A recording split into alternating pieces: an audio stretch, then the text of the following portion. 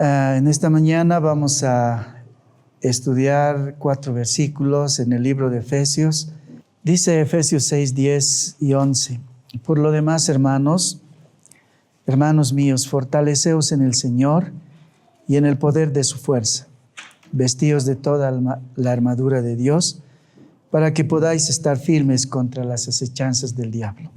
Padre Celestial, estamos tan agradecidos a ti, porque tú nos hablas por medio de tu palabra, Señor. Y hoy día venimos necesitados de ti, Señor. Y por eso te rogamos que nos des, Señor, lo que necesitamos.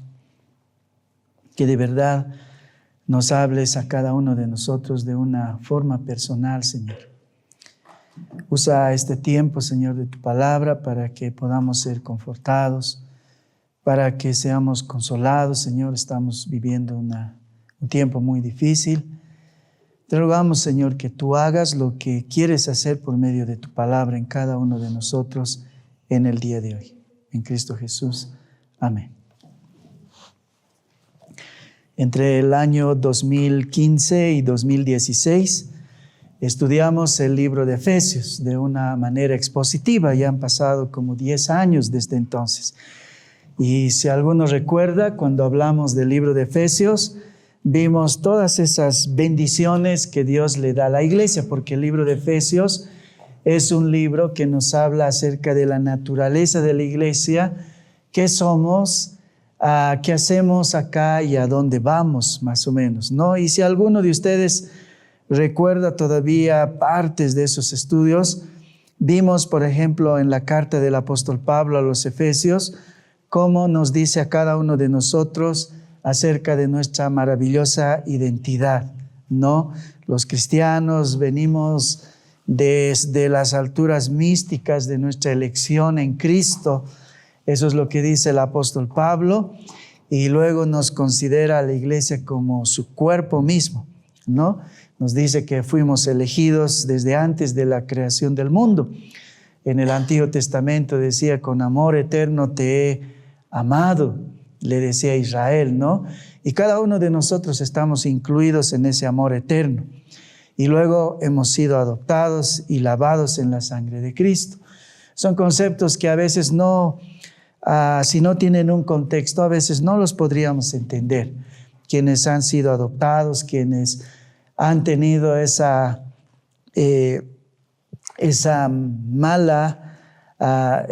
historia triste de no haber tenido papás, pero que en algún momento han sido adoptados, probablemente pueden entender mejor el concepto de haber sido adoptados y lavados, ¿no? Como dice la palabra, en la sangre de Cristo. Luego, en esta misma carta, nos da un contexto para vivir la vida cristiana, ¿no? Y así termina Efesios en el capítulo 6, hablándonos del matrimonio, de lo difícil que puede ser, también acerca de la crianza de hijos en un hogar cristiano, y luego cómo debemos nosotros vivir frente a nuestro trabajo. Así más o menos termina el libro de Efesios. Pero al llegar a la conclusión de la carta, después de hablarnos de esto, porque nos habló un poco de la teología y luego de cómo llevar al plano práctico esa teología en el matrimonio, en nuestra relación parental y en nuestra relación laboral, de pronto la carta termina de una forma muy abrupta. Debería dejar al cristiano en un punto así triunfalista, ¿no? Si el evangelio ha servido para lavar nuestra familia, todas nuestras relaciones difíciles, entonces estamos en un buen lugar. Pero el apóstol Pablo termina el libro de Efesios no en un estado triunfalista, o como diría alguien, no nos deja a los cristianos en un jardín de rosas, sino que más bien de repente cambia de manera casi violenta el tono y nos lleva a los cristianos a un campo de batalla, a un campo de guerra. Es como si Pablo nos mirara fijamente a los ojos de los cristianos y nos confronta con la realidad de la vida cristiana. Algo como esto: muy bien, soldado, Bienvenido a las trincheras. Más o menos es lo que Pablo nos dice al final de su carta a los Efesios. No nos dice, bueno, a partir de ahora las cosas van a mejorar. A partir de ahora ustedes van a vivir de gloria en gloria y todo va a ser muy lindo. Sino nos dice que acabamos de habernos enlistado como soldados a una guerra. Bienvenidos a la trinchera. Escuchen lo que nos dice el apóstol Pablo en los versículos 10 al 13 de Efesios capítulo 6. Por lo demás dice, hermanos míos, dice, fortaleceos en el Señor y en el poder de su fuerza.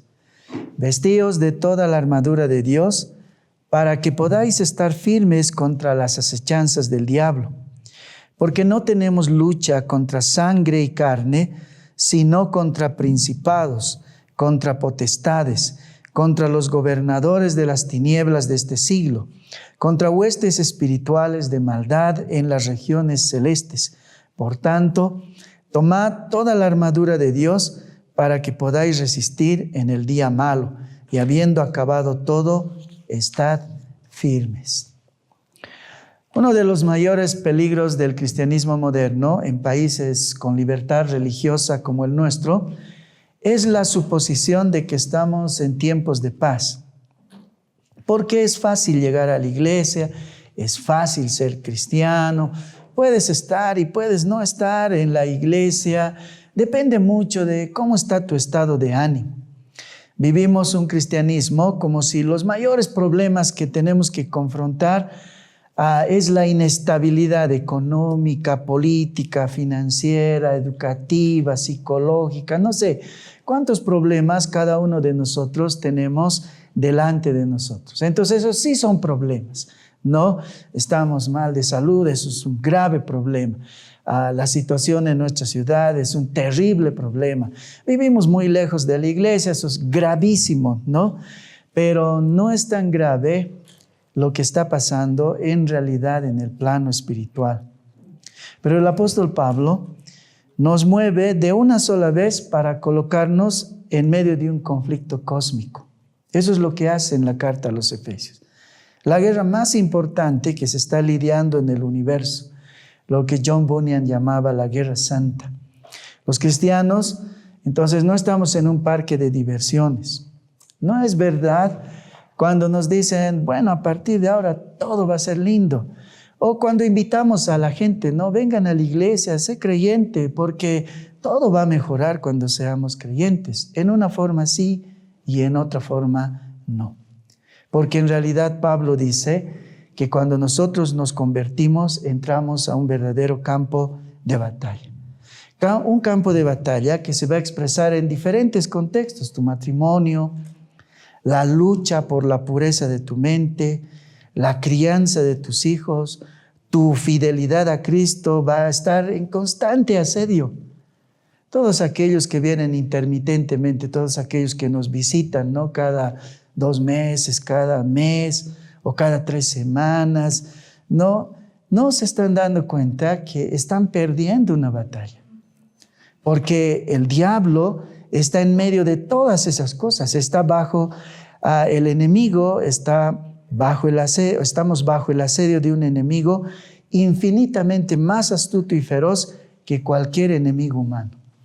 El campo de batalla no está afuera, está en tu corazón, en tu alma. Eso es lo que Pablo nos va a decir. Jonathan Edwards decía acerca de esto, el alma de cada hombre es la plaza era el lugar de la guerra, ¿no? Eso es lo que quería decir con esta palabra. El alma de cada hombre es la plaza donde se libra la batalla más grande del universo. O bien es el trono donde Cristo reina en majestad, o es la fortaleza que los demonios intentan retener contra el avance del Rey de Gloria. O sea, 2 cosas puede pasar en tu corazón, porque ahí dice es el verdadero campo de batalla. O bien Cristo verdaderamente reina en tu corazón y ha doblegado todos los aspectos de tu vida, o más bien lo que está pasando es que tu corazón es como la última fortaleza, ¿no? Donde los demonios están intentando el avance del Rey de Gloria, ¿no? La realidad, entonces, del verdadero cristiano es que está en medio de una guerra. Por lo tanto, un cristiano es un soldado en la realidad. He titulado este sermón, El verdadero cristiano es un soldado.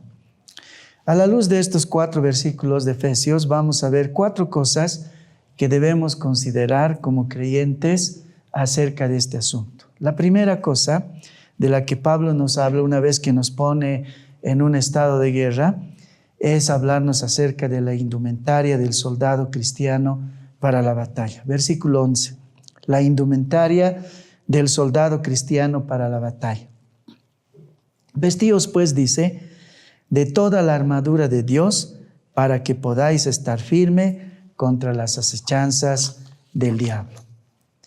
Pablo tomó esta analogía del soldado no simplemente para adornar de forma poética la vida cristiana.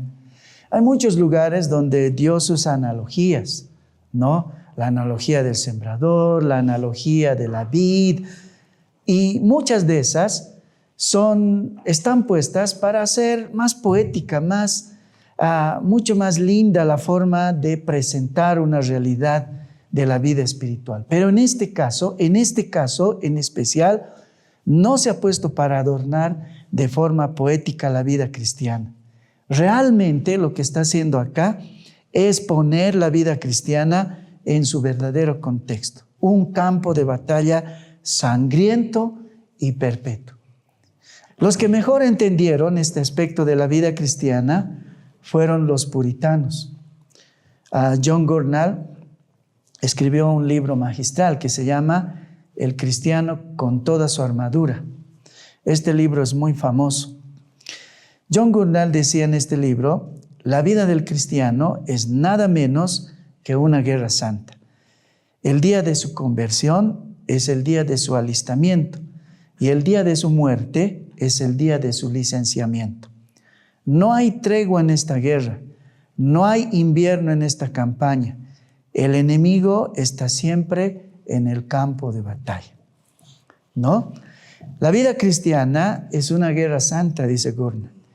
El día de la conversión no ha sido una invitación a un parque de diversiones, no, sino es tu enlistamiento. Y el día de tu muerte es el día de tu licenciamiento si es que te mantienes firme. En esta guerra no hay tregua, dice, no hay fines de semana donde el diablo dice, bueno, es fin de semana, van a ir a la iglesia, los dejaré en paz hasta el lunes. No, sino que precisamente en este momento el diablo está usando sus mejores armas para que algunos de ustedes estén pensando más en qué vamos a hacer. Ojalá termine el culto rápido porque tenemos que ir al mercado. No hay pollo en la ciudad, ¿no? O alguno esté preocupado sobre otro asunto que considera más importante. Cada situación en la vida cristiana, o más bien cada situación en la vida cotidiana, requiere de una indumentaria específica. No nos vestimos de acuerdo a lo que vamos a hacer, de acuerdo al contexto en el que vamos a entrar. Por ejemplo, la indumentaria de la piscina no es la misma que de la cocina, o cuando vamos a entrar al taller, o si vamos a hacer equitación, o vamos a ir a una boda. Cada situación requiere distintas formas de vestimenta. De lo contrario, se va a ver afectada nuestra tarea. Así, en una guerra, no podemos pelear en short, ¿no? En la guerra se requiere que todas las áreas que son vulnerables sean protegidas. Un pequeño agujero entre una parte de la armadura y la otra parte de la armadura puede hacer que nuestra vida corra seriamente peligro, ¿no? Una flecha puede penetrarnos mortalmente y morir. La iglesia siempre pasa por modas teológicas. Yo soy cristiano un poco más de 40 años, ¿no? Y he podido ver esas modas cristianas pasar y morir en la vida de la iglesia. Así hubo un tiempo en el que en muchas iglesias se discutía mucho sobre la vestimenta cristiana. Un énfasis inexacto en la interpretación de textos como 1 de Timoteo 2:9. Asimismo, las mujeres se atavían de ropa decorosa, con pudor y modestia, no con peinado ostentoso, ni oro, ni perlas, ni vestidos costosos. Bajo estos textos, han enfatizado inexactamente la vestimenta cristiana, ¿no? Han creado estándares de vestimenta sumamente legalistas para mostrar una verdadera fe cristiana.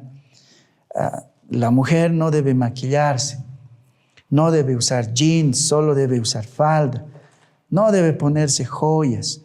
Los hombres no deben usar corbatas porque las corbatas representan a la serpiente del Edén.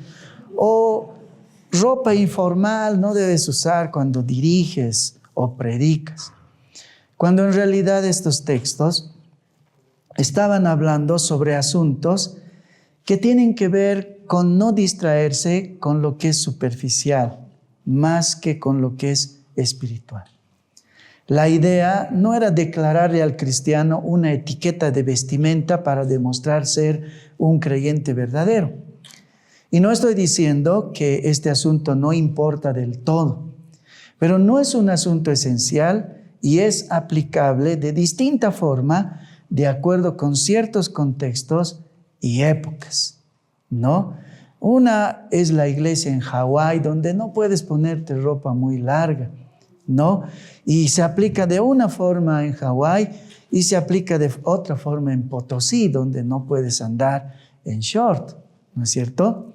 Sin embargo, más importante que considerar esta vestimenta con tanta seriedad, esta vestimenta externa, es considerar lo que Pablo nos dice acá, la vestimenta espiritual. ¿Por qué? Porque estamos en guerra. Por lo tanto, se requiere que un soldado se vista a la altura de su estatus, porque está en guerra. Este mandato se repite 2 veces, ¿no? Porque el creyente tiene una terrible tendencia de presentarse al combate desarmado. Y por eso en los versículos 11 y 13 dice, vestíos de toda la armadura de Dios. El versículo 13 dice, por tanto, tomad toda la armadura de Dios. Ahora, algo que debemos considerar al respecto, que dice acá, es que la armadura debe ser de Dios. No puedes combatir en esta batalla con armas humanas, ¿no? Aquí no cuenta la elocuencia, la astucia, la psicología carnal, no. La armadura de Dios ha sido forjada en el taller del cielo y sirve para pelear las batallas espirituales con la justicia de Cristo, su verdad y su evangelio. Eso es lo que acá dice la armadura de Dios. La armadura entonces representa lo que Jesucristo ha logrado, todos esos beneficios salvíficos que nos da. Así por lo menos lo presenta el apóstol Pablo. ¿Qué significa acá vestirse de toda la armadura? Es apropiarse de la fe, es apropiarse del evangelio, de todas esas cosas que Dios derrama para que nosotros podamos sobrevivir en la guerra.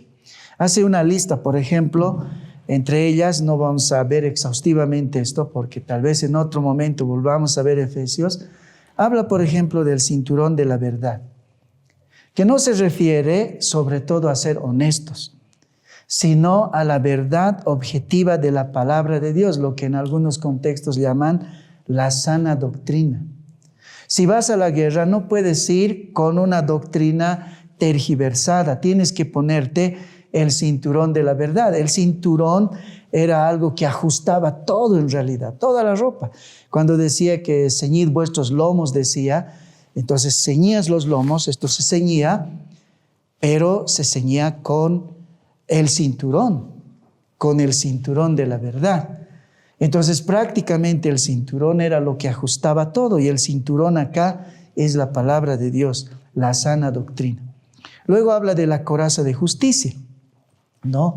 La coraza de justicia era una armadura que estaba protegiendo sobre todo el corazón. Significaba la justicia que Cristo nos imputa, ¿no? La justicia que es solo por fe, No es nuestra moralidad, no son nuestras buenas obras. Nos protege de la condenación del enemigo, porque el enemigo va a atacarnos ahí. No, vamos a hablar un poco más adelante de cómo lo hace. Entonces, en nuestro corazón debe estar totalmente plasmada la realidad de que Cristo ha hecho todo por nosotros. No tengo que hacer nada más. Luego, en esta armadura habla sobre el calzado del Evangelio de la paz.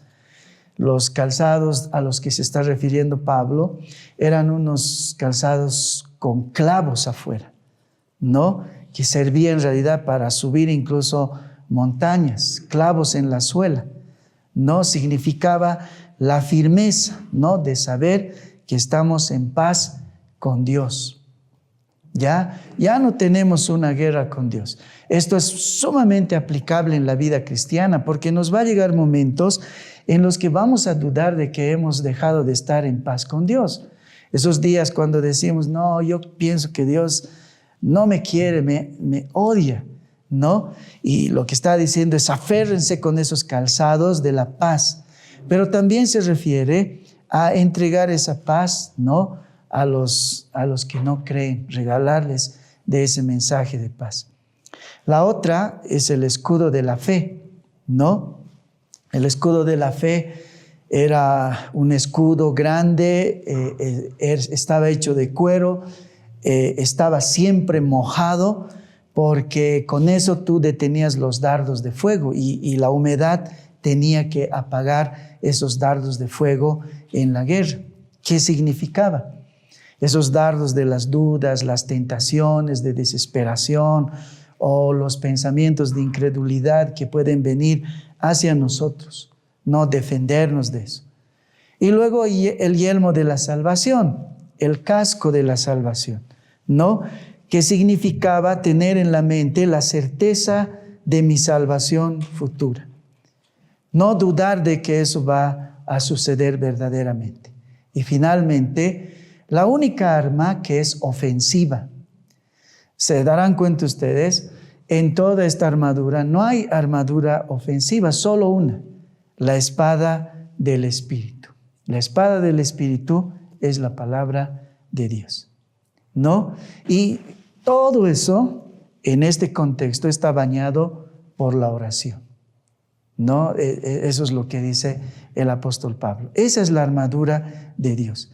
Entonces el apóstol Pablo dice, están en guerra. Por lo tanto, dice el texto, vístanse con toda la armadura. No dice, pónganse la armadura, pero jamás se olviden el casco. Sino dice, toda la armadura. Porque no es sabio elegir cierta pieza en especial. Si nos ponemos el yelmo de salvación y descuidamos la coraza de la justicia, el enemigo va a encontrar ahí una brecha para asesinarnos. Un cristiano con una armadura incompleta es un cristiano expuesto. William Gurnall, el puritano, decía, Satanás no es cualquier soldado, es un estratega experto. Él no ataca donde vuestra armadura es fuerte, sino donde vuestra alma está descubierta. Si descuidáis la vigilancia en un solo apetito, en un solo pensamiento, allí plantará su campamento, dice Gurnall. Esto quiere decir que debemos vestirnos de la armadura de Dios para resistir diariamente en esta batalla, porque cada día es un día de guerra en la vida cristiana. Eso en cuanto a la vestimenta. Vamos a hablar ahora en el versículo 12 acerca de la naturaleza del enemigo del soldado cristiano. La naturaleza del enemigo del soldado cristiano. Versículo 12. Porque no tenemos lucha contra sangre y carne, sino contra principados, contra potestades, contra los gobernadores de las tinieblas de este siglo, contra huestes espirituales de maldad en las regiones celestes. Esta quizá es la parte más confrontante de este pasaje. Cuando observamos con cuidado este pasaje, sobre todo, no es tan desconcertante lo que afirma tanto como lo que niega.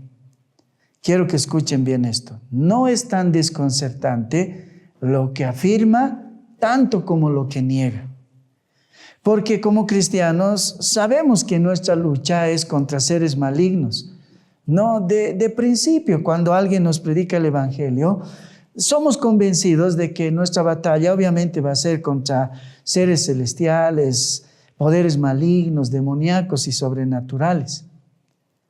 Lo que es sorprendente en este versículo es que diga que no luchamos. Eso es lo sorprendente. Y eso es lo que a veces nosotros no nos damos por apercibidos. Nuestra lucha, dicen, no es.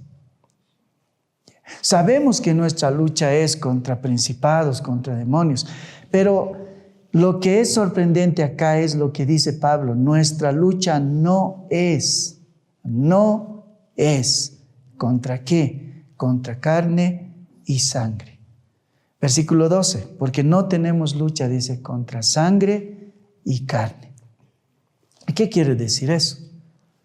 No, quiere decir que nuestra lucha no está en el plano físico realmente. Nuestra verdadera batalla está en el plano espiritual. Eso quiere decir que a Dios no le importan nuestras batallas de carne y hueso.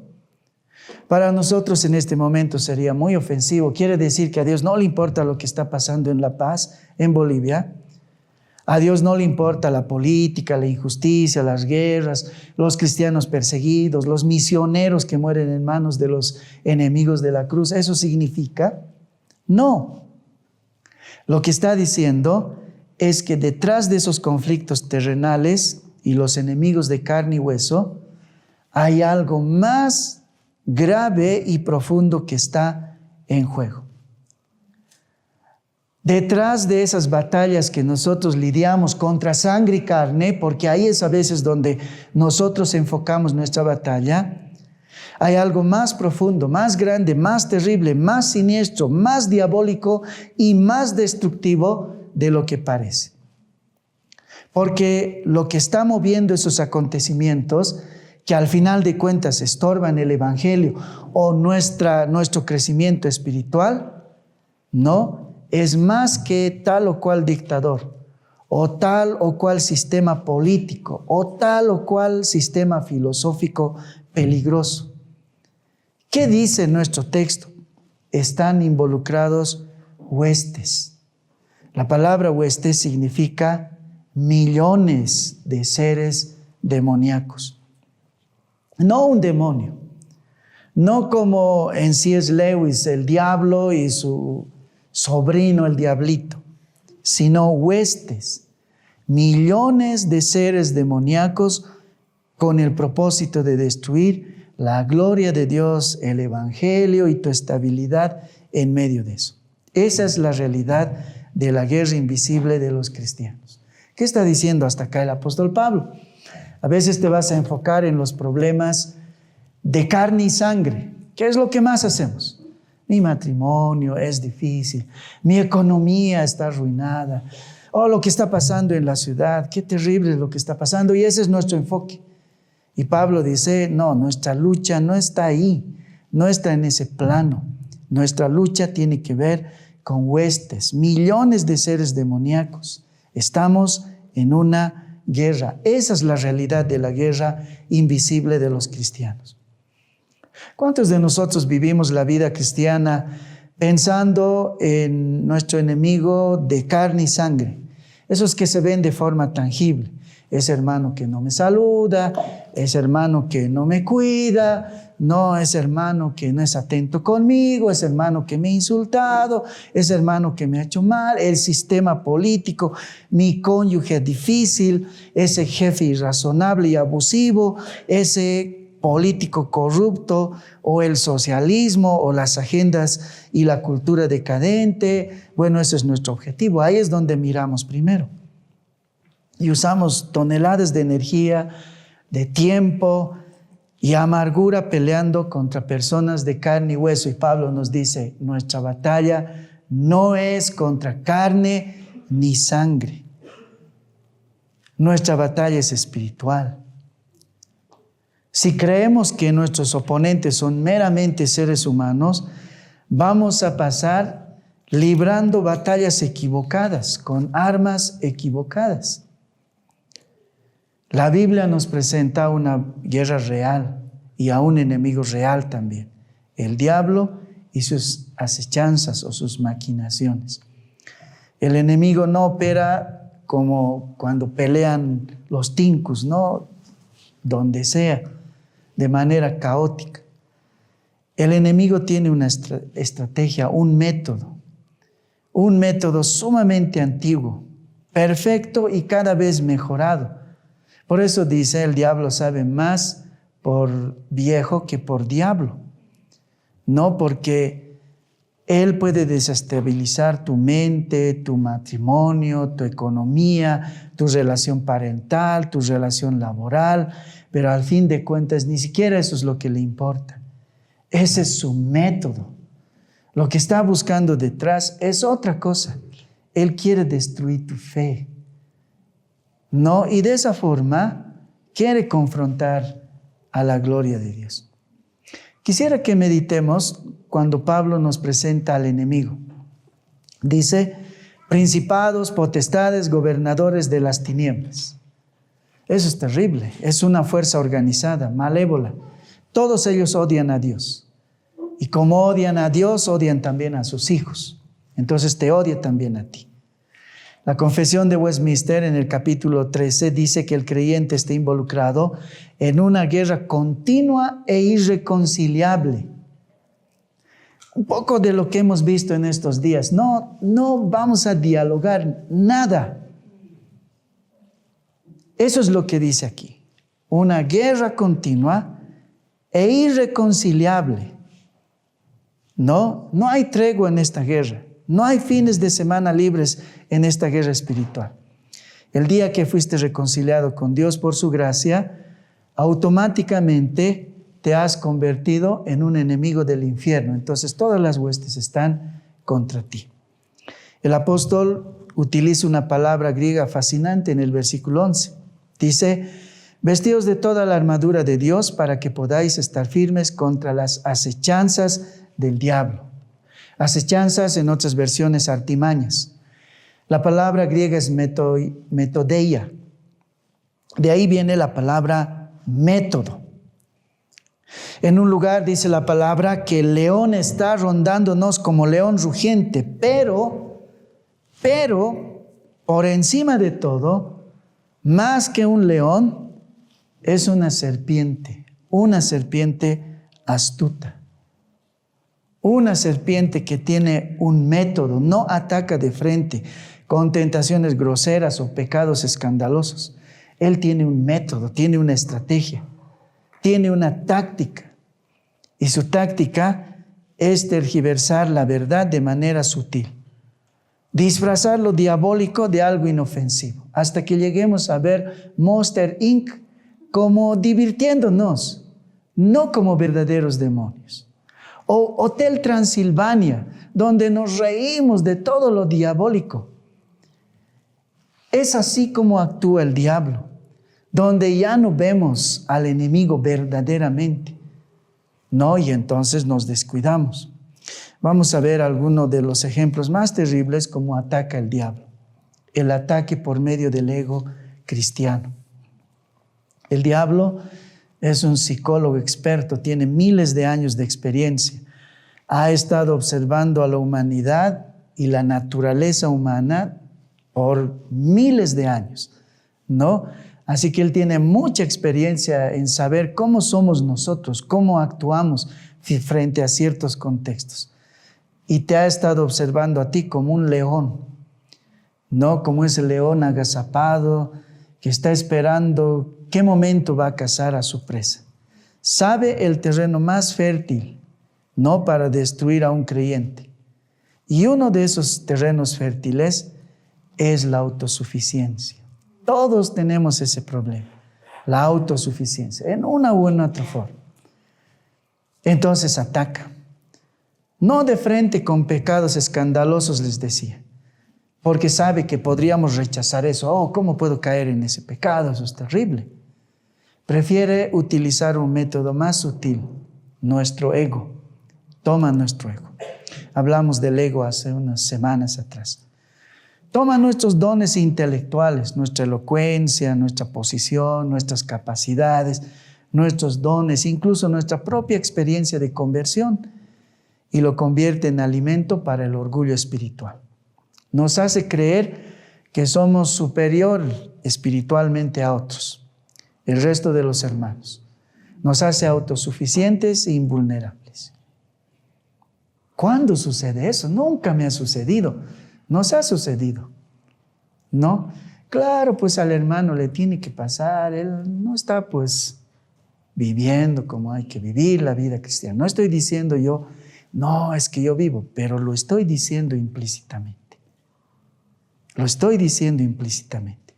Juan Calvino decía que el corazón humano es una fábrica incesante de ídolos, y el ídolo que más adoramos es el que vemos todas las mañanas en el espejo.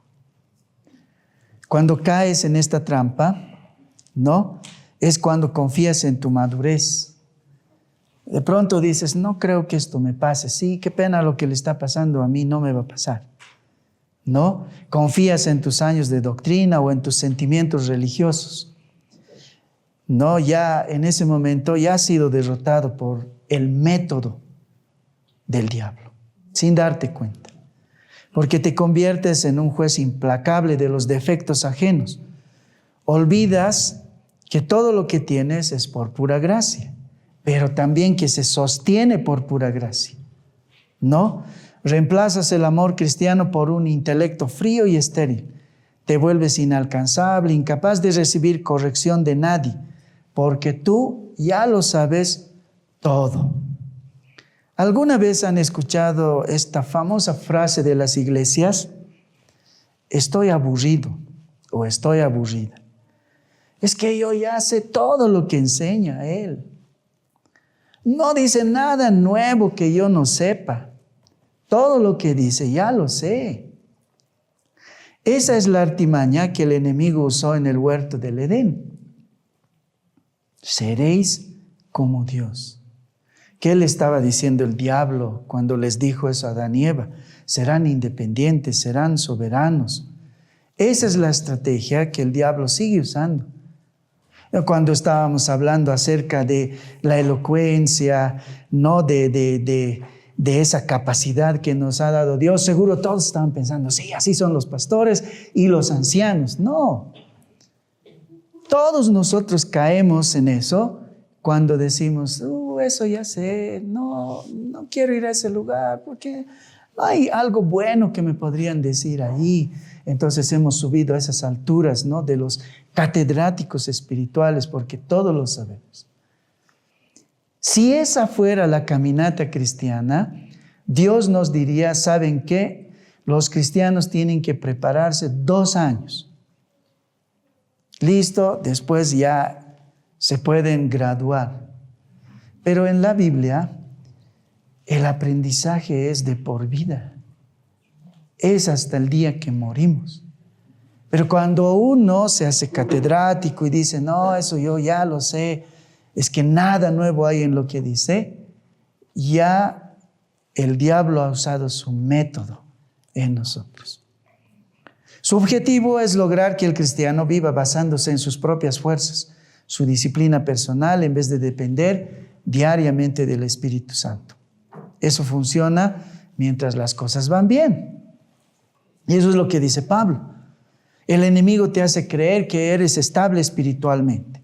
No te has esforzado muy bien, estos son los frutos que estás recogiendo, tu madurez, tu fuerza de voluntad te ha llevado a este lugar. Muy bien, dice el diablo. Sutilmente dejas de orar con urgencia y dices, no, en la iglesia no hay cosas que pueda aprender, puedo hoy día no ir, yo voy a estudiar, ¿qué tal? Más bien voy a estudiar aquí, lo voy a hacer más profundamente en la comodidad de mi casa. Sutilmente dejas de orar, dejar de hacer una y otra cosa y dejas de hacer algo que los cristianos siempre deberíamos hacer: temblar ante la palabra de Dios. O lo que dice el salmista, la palabra es más que la miel y más que el oro. Pero ya no es así. Entonces toda enseñanza se vuelve aburrida, repetitiva, y entonces viene lo que dice en este pasaje el Pablo, lo que llama el apóstol Pablo en este pasaje, el día malo. ¿Qué es el día malo? Una prueba dura, una tentación inesperada, una enfermedad, una traición, el cerco de la ciudad que estamos viviendo, la falta de comida. Y entonces te das cuenta que no te has vestido con la armadura de Dios, te has puesto una armadura de papel. Y todo esto te devasta, el enemigo te ha desarmado, te ha hecho olvidar las palabras de Cristo: separados de mí, nada podéis hacer. A otros los lleva al otro lado, porque hay la otra cara del ego cristiano. Al otro lado está la cara del egoísmo cristiano, ¿no? A un lado está la cara de yo lo sé todo, no necesito nada, estoy maduro, que vengan los días malos. Al otro lado está la cara del ego cristiano, porque el orgullo tiene dos caras. La una es la megalomanía, creerse superiores.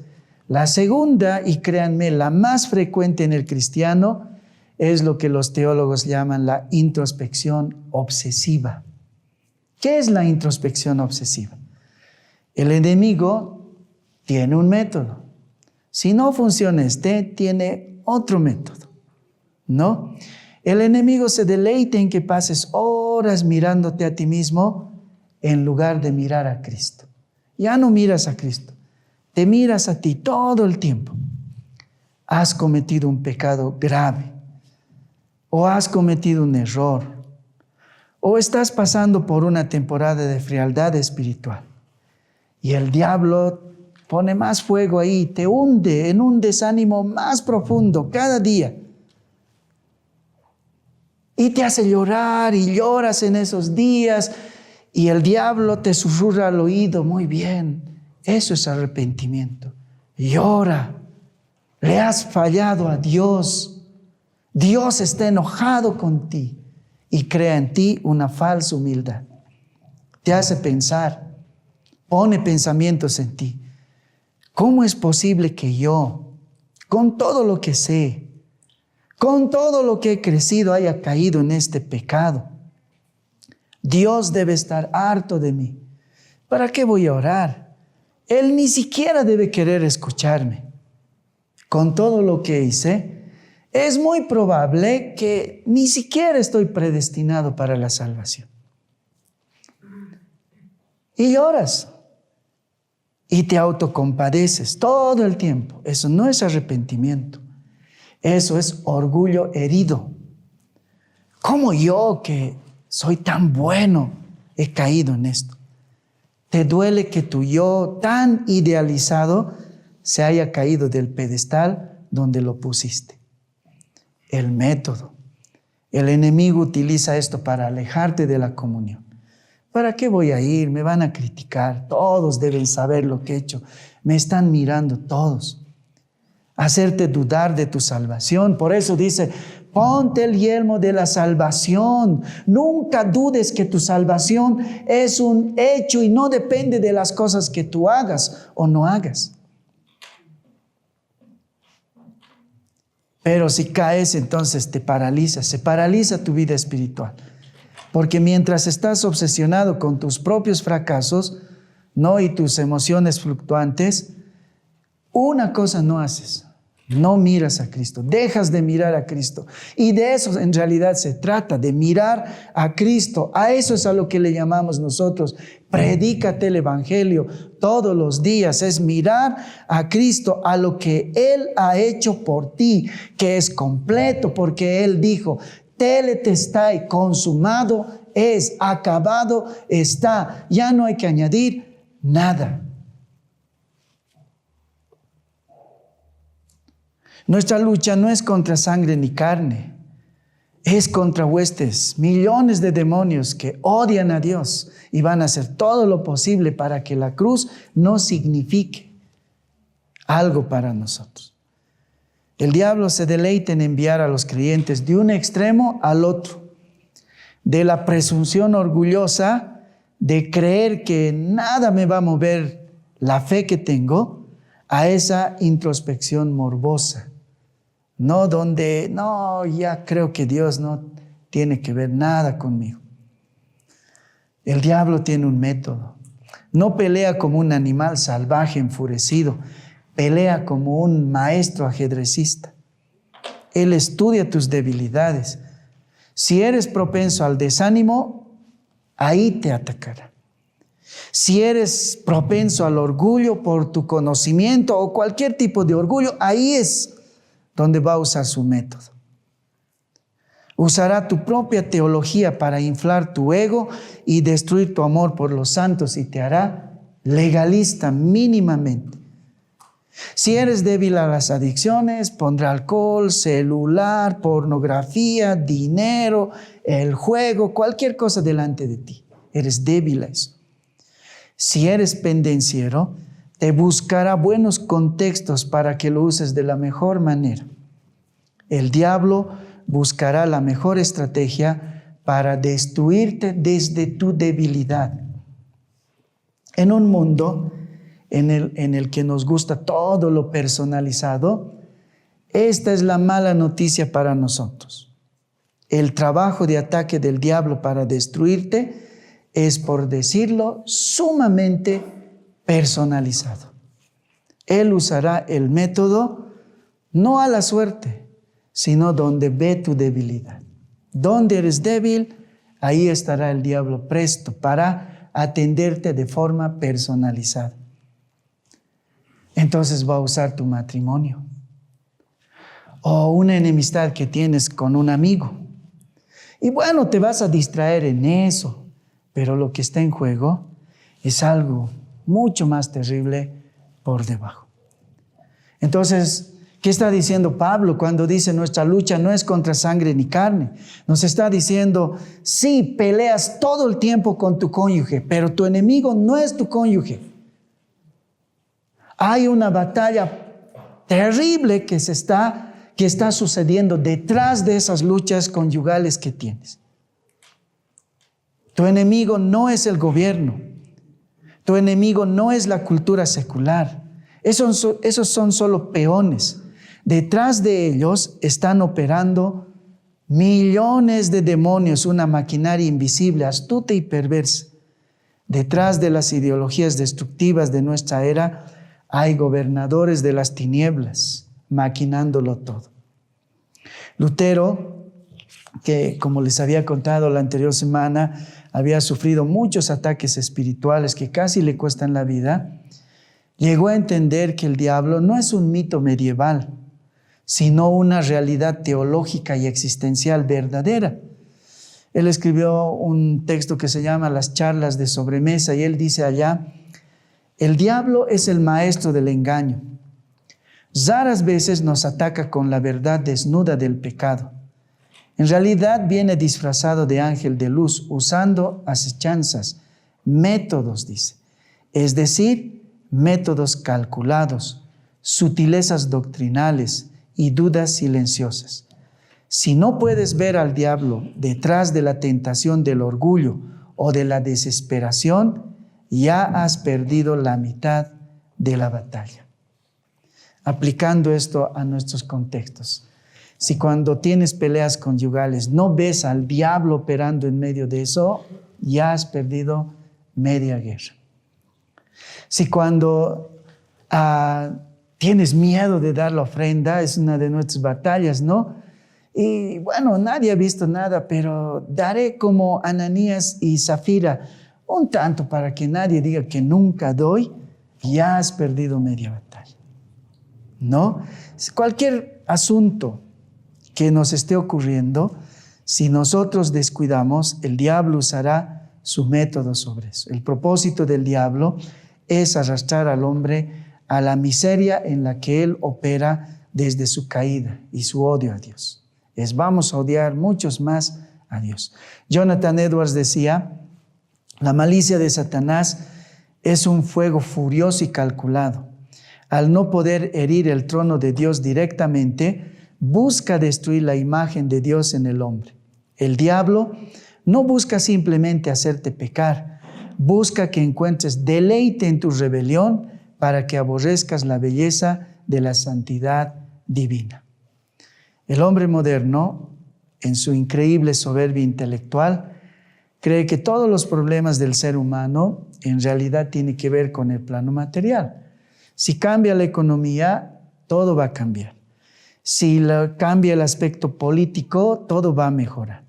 No, el tema es social, es educativo, es psicológico. Si educamos lo suficiente a la población, no, si reformamos las leyes, si redistribuimos la riqueza a todos y no solo unos cuantos, o aplicamos la mejor psicoterapia, el mundo va a encontrar la paz. No. Hace miles de años que en lugares mejora la economía, mejora la política, hay lugares donde la educación tiene un estándar altísimo, pero las cosas no cambian. Ese es el testimonio de la historia. El siglo pasado, el siglo presente y el futuro no se cambian por el avance científico, sino por el cambio del corazón del hombre. Si no se cambia lo corrompido, todo va a seguir igual.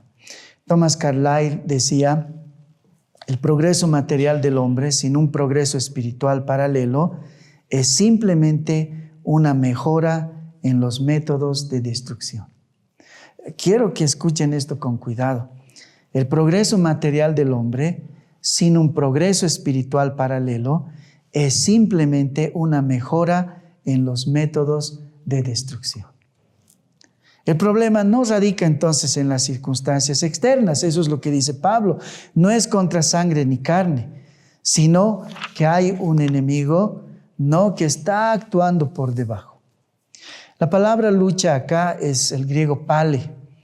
Pale era la palabra que se utilizaba para la lucha cuerpo a cuerpo en la lucha grecorromana.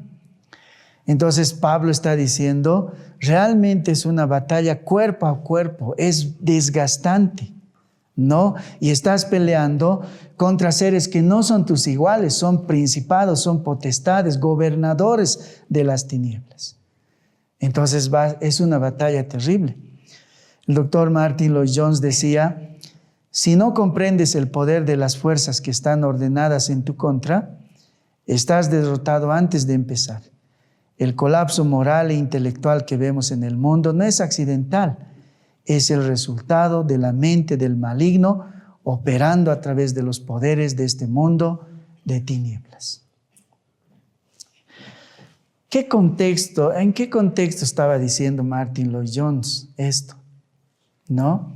Todo lo que pasa, dice, no es accidental. Un día, Nietzsche dijo, Dios está muerto. Bueno, uno diría, estaba loco porque en la realidad también lo estaba. Pero la influencia de esa frase es increíble a nuestros días. Un día Darwin, sin observar bien y además de manera prejuiciosa, se dio cuenta que algunos animales se parecen mucho, pero tienen algunas diferencias. Parece que han mutado de un estado a otro estado. Claro, así tendría que ser.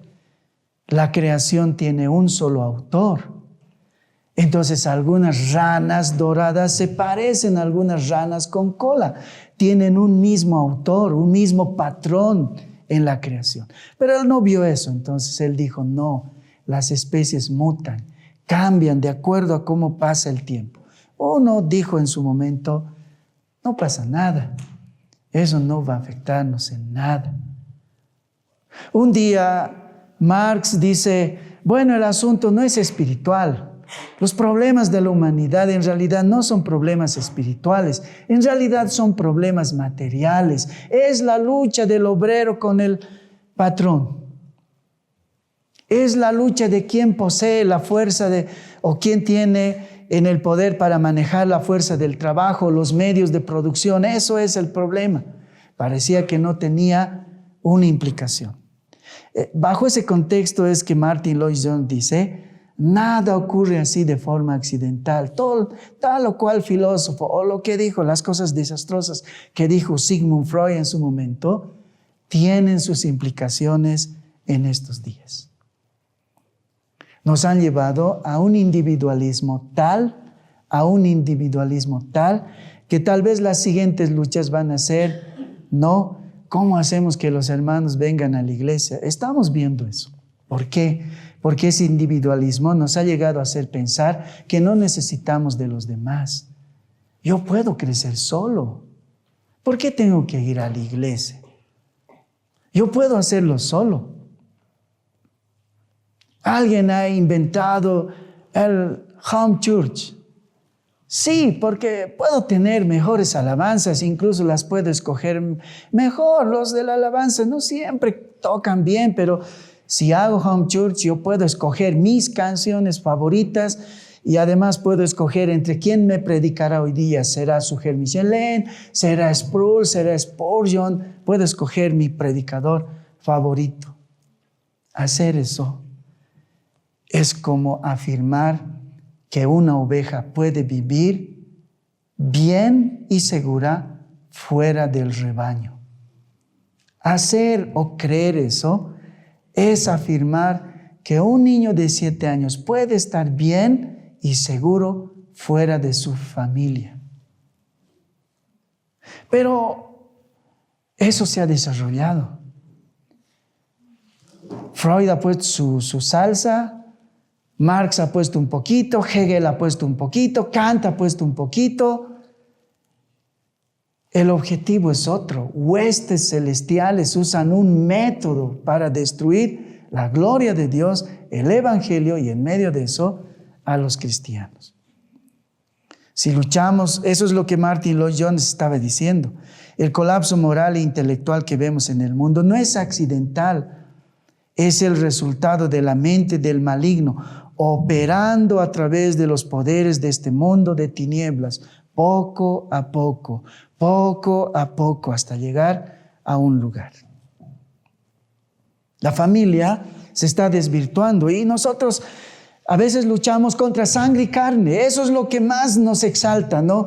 No podemos concebir hombres con pelos rosados, amarillos, verdes, no vestidos de mujer, y eso nos molesta y pensamos que ese es el problema. No, detrás de eso está la destrucción de la familia. Detrás de eso es lo que está pasando en algunos países de Europa.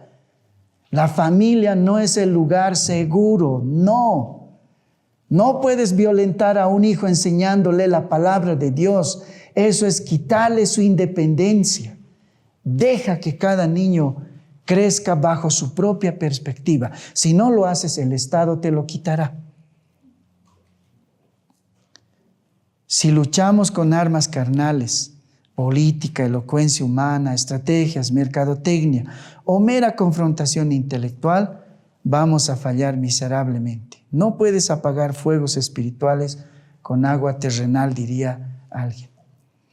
Tercero, ¿cuál es la finalidad del soldado cristiano en la batalla? Por tanto, dice, tomad toda la armadura de Dios para que podáis resistir en el día malo y habiendo acabado todo, estad firmes. Usando justamente la palabra pale, que es la lucha cuerpo a cuerpo, en el siglo pasado, a fines del siglo pasado, los cristianos llegaron a la conclusión de que tenemos que pelear cuerpo a cuerpo contra los demonios. Tenemos que expulsarlos de los humanos, tenemos que gritar lo más fuerte que podamos, hay que usar frases claves para hacerlo, y en realidad tuvieron una comprensión muy alejada de lo que verdaderamente en la Biblia es la guerra espiritual. ¿Qué dice el versículo 13? Por tanto, dice, tomad toda la armadura de Dios para que podáis resistir en el día malo y habiendo acabado todo, estar firmes. ¿Qué es nuestro rol, nuestro papel en esta guerra espiritual? El para es el para de propósito. Tomen toda la armadura de Dios. ¿Para qué dice? ¿Para ir a pelear con los demonios frente a frente, boca a boca? No. ¿Qué dice? para poder resistir en el día malo. Y cuando acabe el día malo, estar todavía firmes. ¿Cuál es el objetivo final de vestirnos con la armadura de Dios? No uno esperaría que Pablo dijera para que salgan y destruyan el imperio del mal, o para que marchen triunfantes conquistando territorios, quitando a Satanás sus territorios, pero no. 3 veces en estos 4 versículos utiliza la misma palabra: estad firmes, estad firmes. Versículo versículo 11 y 2 veces en el 13. Eso es énfasis. No, muchas veces les había dicho que la repetición es énfasis. La palabra griega firmes es stenai. En la estrategia militar, el éxito de la milicia dependía de la capacidad de los soldados de mantener su posición, no de ponerse hombro con hombro sin retroceder un solo centímetro. No es ir a conquistar, es estar firmes, mantenernos firmes en el día malo. Porque la victoria decisiva no la tenemos que ganar nosotros. Cristo la ha ganado en la cruz. Imaginen una partida de ajedrez donde el maestro ajedrecista ya ha dicho jaque mate. ¿Alguna vez han jugado ajedrez? A veces no se ha movido todo, ¿no? Y el que es el maestro, el que sabe, dice jaque mate. Pero todavía te toca y puedes mover. Pero él ya te dice jaque mate. ¿Por qué? Porque ya sabe que no hay movimiento que pueda revertir el asunto en el tablero. Entonces él dice jaque mate. Así en la cruz el Señor ha dicho jaque mate a Satanás. Pero como no te dejas vencer, haces el último movimiento, no el contrario, haces último movimiento. No va a cambiar nada en el tablero, pero lo hace. Eso es lo que el diablo está haciendo en este momento. Entonces, no es que tenemos que ganar terreno, eso es lo que dice Pablo, sino 3 veces, para que estéis firmes, para que estéis firmes, para que estéis firmes. De eso se trata la guerra espiritual para los cristianos, para que en el día malo estés firme. ¿No? Jonathan Edwards era viejito ya, ¿no? Cuando fue botado de su trabajo. Y bueno, creo que tenía 60 años, tenía 12 hijos, no sé, algo así. Y en esos días, bueno, a esa edad no podías encontrar trabajo. Y uno diría, bueno, se ha acabado para él todo. Pero fue en esos años de no tener trabajo que escribió los libros más trascendentales de la teología del cristianismo. Entonces, cuando venga el día malo, para que te mantengas firme. Tu tarea en realidad es mantenerte firme en la guerra espiritual. No es ganar 1 milímetro más. No es luchar contra Satanás cuerpo a cuerpo. Es mantenerte firme. El versículo 13 lo dice claramente. Por tanto, tomad toda la armadura de Dios para que podáis resistir en el día malo y habiendo acabado todo, estad firmes. ¿No? El día malo es cualquier cosa que nos va a suceder. No se muere alguien, estamos enfermos o ocurre lo que está sucediendo hoy día. ¿Cuántos de nosotros estamos luchando en nuestro corazón por lo que está pasando en nuestra ciudad? Vemos al diablo campeándose, promoviendo injusticias que enardecen nuestra alma. No vamos a decir que no somos ajenos a todo lo que está pasando con toda alevosía, que mueran en la ciudad, o personas que no dejan pasar una ambulancia con una frialdad que asusta, no, sin nada de empatía y humanidad, o gente diciendo que muere el enfermo, todos tenemos que morir, es un bloqueo. O esos dolientes que se arrodillaron para poder pasar frente a un punto de bloqueo con su muerto a costas, y ellos ni siquiera se inmutaron, no se conmovieron para nada. Y entonces nos preguntamos, ¿Dios está en medio de esta catástrofe? ¿Realmente, verdaderamente Dios existe? Cuando la pregunta de los creyentes debería ser, ¿qué hay detrás de esto? ¿Cómo afecta estas cosas que están pasando a la gloria de Dios? ¿Qué está buscando Satanás en ese su método en medio de esta situación? ¿Cuál es el método y la táctica que está usando ahora? ¿Qué me quiere decir Dios en medio de esta situación? Este es el día malo. ¿Cómo me puedo mantener firme en la línea de guerra en el día malo? El propósito de la armadura no es que avancemos conquistando. Dios lo ha conquistado todo en la cruz. El propósito de la guerra santa es estar firmes en el día malo. Juan Calvino dijo, Pablo nos advierte que la batalla no es un simulacro y que el día malo vendrá.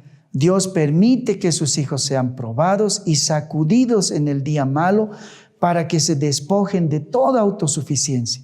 La armadura no se nos da para exhibirla, no se da para conquistar, sino para usarla en medio del fragor del combate y mantener la línea, mantenernos firmes. La última cosa, el arsenal de la guerra del soldado cristiano. ¿De dónde sacamos las fuerzas? Y raramente alguno dirá, pero eso es el versículo 10. El versículo 10 dice, por lo demás, hermanos míos, fortaleceos en el Señor y en el poder de su fuerza. Ese es el primer versículo. ¿Por qué hemos empezado al revés? Porque, bueno, les había dicho que muchas veces el orden de las palabras o las oraciones indican el énfasis o la importancia. Y en este pasaje la importancia está en el versículo 10, donde comenzamos. Pero lo quise poner al final porque quiero que en eso terminemos nuestra meditación. ¿De dónde vamos a sacar las fuerzas? Por lo demás, dice el versículo 10, hermanos míos, fortaleceos en el Señor y en el poder de su fuerza. La forma gramatical aquí, fortaleceos en el Señor, es voz pasiva. En el griego está en voz pasiva. Eso dice, haz que Dios te haga fuerte. No dice, hazte fuerte tú o encuentra tu fuerza interior. Eso es psicología del siglo XXI, no teología de la Biblia. Él dice, sean fortalecidos. Permitan que Dios los fortalezca. Dios lo va a hacer. John Bunyan, algunos se acuerdan en El progreso del peregrino, Cristiano se encuentra en la casa del intérprete y allí ve un fuego que está ardiendo contra una pared, ¿recuerdan? Y un hombre constantemente le echa agua a ese fuego que está ardiendo en la pared. Y el fuego, en vez de apagarse, cada vez se vuelve más fuerte, ¿no? Más alto el fuego y más caliente. Entonces Cristiano, muy confundido, le pregunta al intérprete, ¿qué significa eso?, le dice. Y entonces el intérprete lo lleva detrás de la puerta. Y ahí detrás de la puerta, ¿no?, ve a alguien que secretamente está echando aceite al fuego. ¿Quién es ese?, dice Cristiano. No, le dice, Él es Cristo. Es Cristo que con el aceite de su gracia mantiene viva la obra en nuestros corazones. Eso es lo que dice. ¿Qué quiere decir eso? No tenemos que usar nuestras estrategias ni nada. Nosotros tenemos que ponernos el yelmo de la salvación, estar seguros que Él nos ha salvado, que Él va a cumplir sus promesas, ponernos toda la armadura de Dios solo para mantenernos firmes. El resto Dios lo va a hacer. Dios va a poner aceite para que el fuego de nuestra espiritualidad siga ardiendo. J.C. Rice decía, el cristiano es un hombre fuerte, pero no en su propia fuerza. Su fuerza reside en su general, no en el soldado común y corriente. William Gurnall, el puritano, decía algo parecido. La fuerza del cristiano radica no en sí mismo, sino en su general. El capitán de nuestra salvación provee tanto las armas como el valor. Ir a la batalla con tu propia resolución es marchar directo a tu propia ejecución. ¿Cuál es el fin principal entonces de esta fuerza que Dios nos da? El fin principal de Dios es ser glorificado en nuestra debilidad. Pablo dice un día, ustedes se alaban de todas las cosas que han hecho, yo más. Yo he hecho esto, esto y esto. Y luego hay un discurso largo en Corintios cuando dice, yo he sufrido en alta mar, casi me he dado por muerto y luego he sido apedreado. Pero al final termina diciendo él, no yo, sino Cristo en mí. Porque Dios es más glorificado en medio de nuestra debilidad. Dios no es magnificado cuando salimos a pelear, no tratando de luchar contra las huestes espirituales cuerpo a cuerpo. Él es glorificado cuando nos mantenemos firmes en la esperanza que Dios nos da, entendiendo que somos polvo, pero que polvos nos aferramos a un Dios soberanamente omnipotente. Cuando Noemí y Ruth salen de Moab, de retorno a Belén, ¿recuerdan la historia de Ruth y Noemí? Sin esposo salen ellas, con todas sus vidas destruidas. Un hombre los ve cuando ellas están trabajando, ¿no?, detrás de sus trabajadores, porque la ley decía que si se caía algo de lo que recogías de una cosecha no se debería alzar porque era para los pobres. Ahí están Ruth y Noemí. Ahí está Ruth recogiendo lo que hacen caer los trabajadores de un hombre rico que se llama Boz. Este hombre es conmovido por estas mujeres. Lo han perdido todo en Moab y han vuelto a Belén para sobrevivir. Pero Boz es más conmovido por la mujer moabita. Esta mujer era extranjera, enemiga de los judíos. No tenía nada que ver con el Dios de Boz y de Noemí. Esta mujer era una pagana, pero en su necesidad, ella hizo algo que conmovió profundamente el corazón de Boz.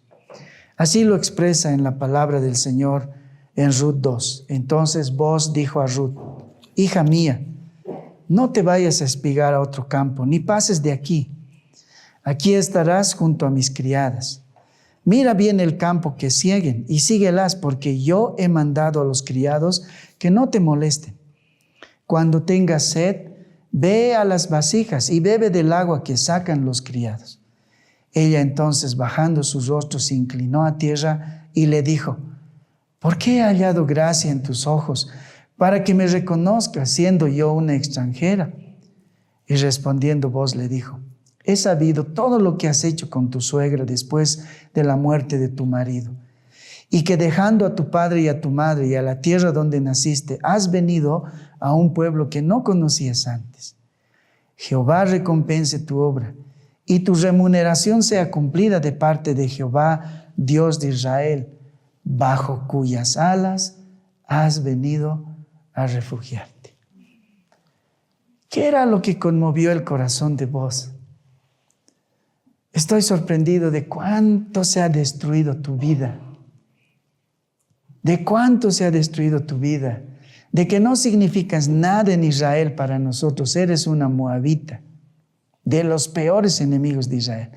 Pero de una cosa estoy sorprendido, que en medio de todo eso te has puesto bajo las alas de Dios para refugiarte. ¿Cuál Dios? Mi Dios, dice Boz. Eso le sorprendió.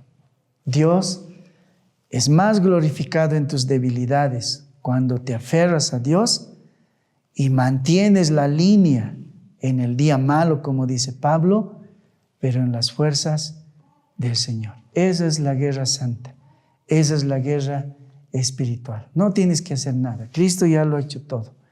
Tú tienes que mantenerte firme con toda la armadura que Dios te da en el día malo. Y cada día de cada uno de ustedes es un día malo. Cada uno tiene su propio día malo, quiero decir. No, para algunos es una adicción, para algunos es unos miedos, para otros es una enfermedad, a otros los está agobiando lo que está pasando en la ciudad. No, a otros les está agobiando las deudas que tienen.